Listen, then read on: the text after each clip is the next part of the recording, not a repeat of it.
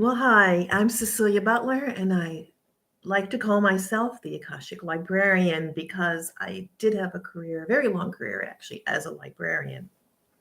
So, in this first installment of my YouTube series, I would like to talk about what are the Akashic Records because this is now the database that I use to find information. When I was a librarian, of course, I had many library resources, but today, after a spiritual journey and a waking call up, in 2012, I began to explore other fields of information through meditation and through attunements. And I eventually learned about the Akashic Records. And the Akashic Records have been around forever, actually, since the beginning of time. And they're known as a universal library of wisdom and knowledge. This is nothing new. It's actually in the Bible, known as the Book of Life. And also, many other famous metaphysical people have referred to the Akashic Records. Madame Blavatsky, in the turn of the century, tapped into this field. Also, Rudolf Steiner was known to utilize this field of knowledge. But probably the most well known person that did use the Akashic Records was Edgar Cayce. And if you're not familiar with him, he was I guess he would go into a trance and he would do readings. This was a gift he was born with. He really didn't learn to do it, it just sort of happened. And he lived in Virginia Beach, which is interesting because I hail from Virginia. So I kind of see him as um, a friend and neighbor, perhaps. But back in the 1930s, he lived in Virginia, and he would have people come to his home and they would ask questions regarding their health, regarding their past. And he would lay on a couch, close his eyes, and go into a trance. And he would tap into this field known as the Akashic field. He was able to find out information about them, their past, maybe medical suggestions even for them. So he's probably the most well known person to have done research in the Akashic Records. So today, he was the founder of the Research and Enlightenment in Virginia Beach. And there, if you go to Virginia Beach, the Edgar Cayce Institute, you will see the largest metaphysical library in the United States. So all of his readings, thousands and thousands of readings, are there. They're all cataloged. There's an online database you can go into to find information that he acquired through his Akashic readings. So I do have an affinity with him because he was a librarian in his own right, I guess. But so the word Akash actually means ethers and or sky in Sanskrit, and so it's one of the five elements of Earth.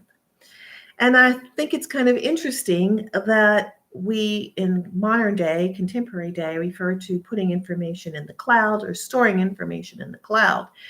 But actually, that is the location, more or less, of the Akashic Records. I know it seems kind of woo woo. Like, where do they go? Where do these thoughts go?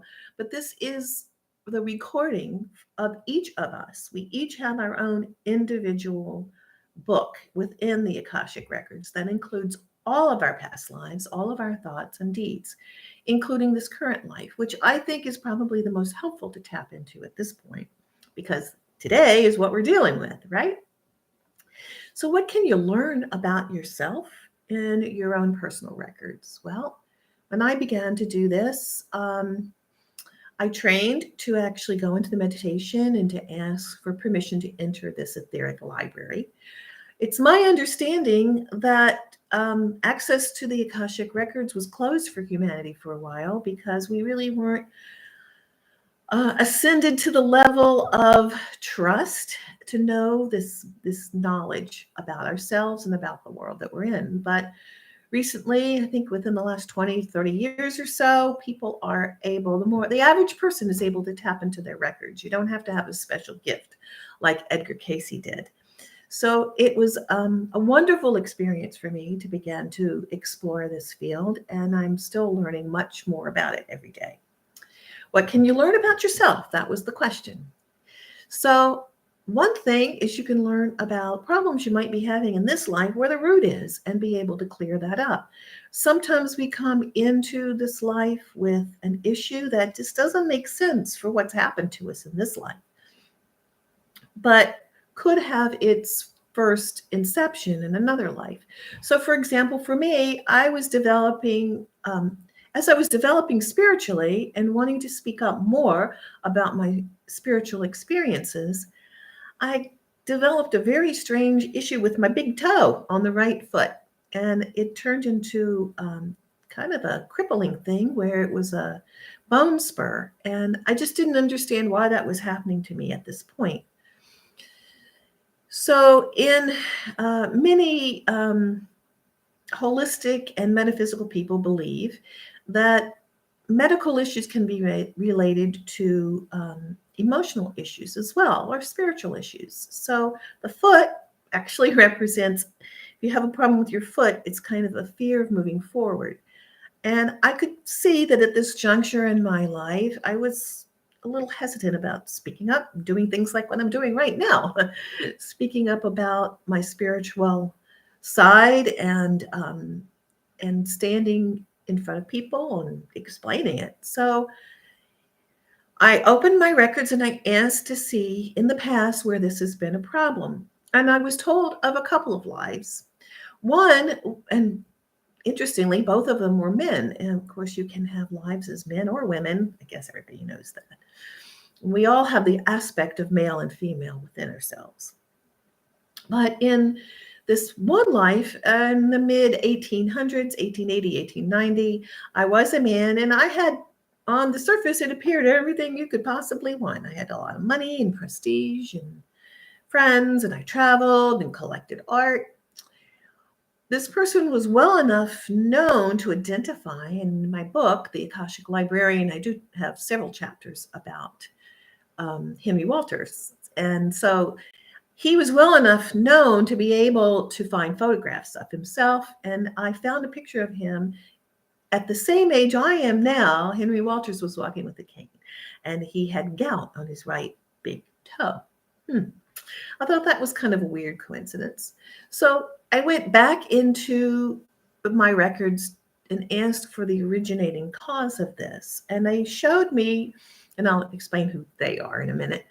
I was shown a scene back in, it's felt like Hawaii, but it was a long, ancient, long time ago. I mean, we've had thousands and thousands of lives. It's not just one or two. And in that particular life, I was leading a group of people up a volcanic kind of mountain. And there were others behind me who didn't like the fact that I was the leader in that particular brigade of people. And someone behind me took a knife or a sword or a saber of some sort and stuck it in my big toe. Well, don't think I made it to the top of the mountain on that trip. So the fear was based in my energetic field, that if I stepped forward to say, hey, I know something and I can tell you about it, and trust me, I can be a leader, there was something that held me back.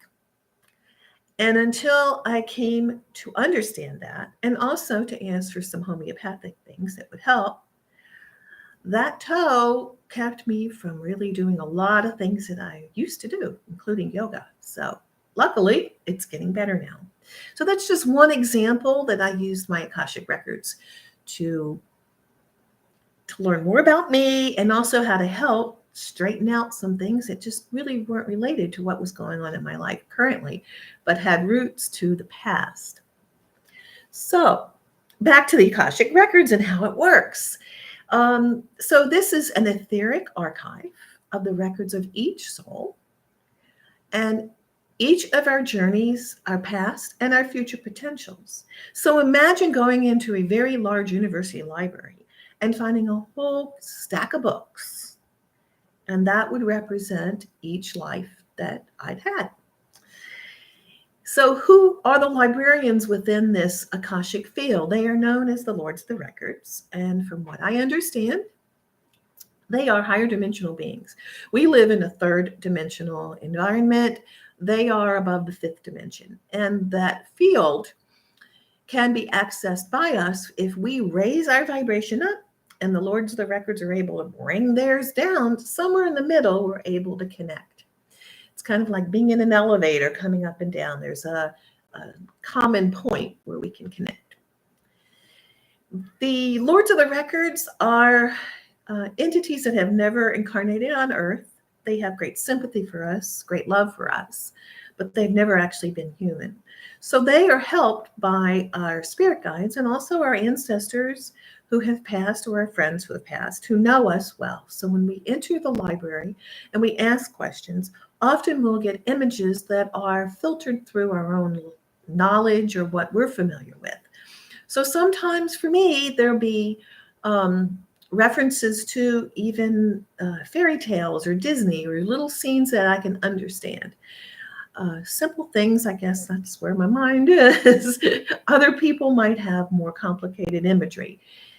How did I begin to get the downloads? Well, with practice, and it took a couple years, I guess, to really get clear. I would close my eyes and focus on my third eye, right here, and try to open up that gland in the middle known as the pineal gland so that my visions would be clear.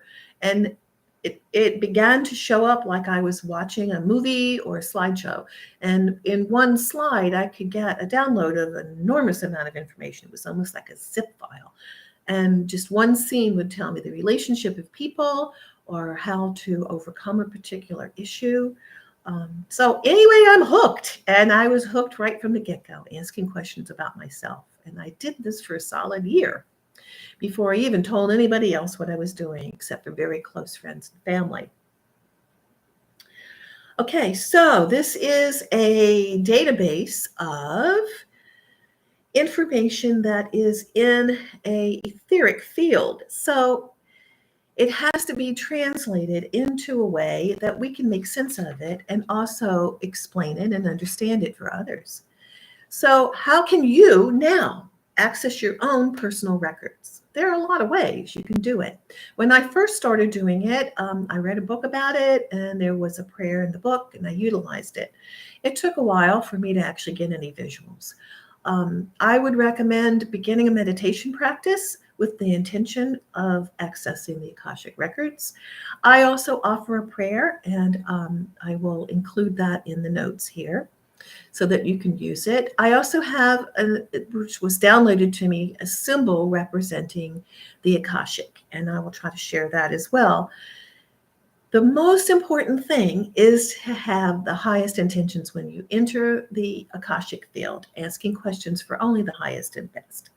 When I trained for this, I was told that you could ask for the winning lottery ticket numbers. You might even get them once or twice, but then if you're using it for really not for your personal growth, you're using it for other purposes, your access to the records would probably be closed by the Lords of the Records, library card rejected, revoked, and you wouldn't be able to access that field anymore. So my suggestion is to start with simple questions like, what are my lessons in this life? What's my life purpose? If you have questions about people who are in your life right now, like why can't I get along with my sister? What is it that we brought to learn about each other in this life? So a lot of times you'll be shown scenes from way back that explain the relationship. And you may be surprised. The behaviors that person that really bother you in this life, the behaviors that person exhibit now might be something you had done to them in the past. Yeah, this sounds like karma, doesn't it? There's a little bit of aspect to that. But you might learn that you're getting a taste of your own medicine from a past life. Once you realize that, it's pretty easy to clear up any bad feelings toward the person, because this is the life to balance all of that karma and to move on to a much higher dimension, a better life, more happiness, more joy, more abundance, all of those good things. So my feeling is if you can enter your Akashic Records, find out what you need to learn, do it quickly and get rid of it and move on, that much more fun will be coming into your life, and you won't be dealing constantly with the lessons because they always seem so hard. So that is pretty much what I had prepared to talk about. But what I'd like to offer you is an opportunity to explore more. So, if you'd like to reach out to me for a reading or for a Beyond Quantum Healing Hypnosis session where you actually get the visions, I'm open to that. And the contact information, of course, is here on my webpage. And thank you so much for joining me. If you'd like to see more of this kind of content and information, perhaps you'd consider subscribing or liking. Thank you.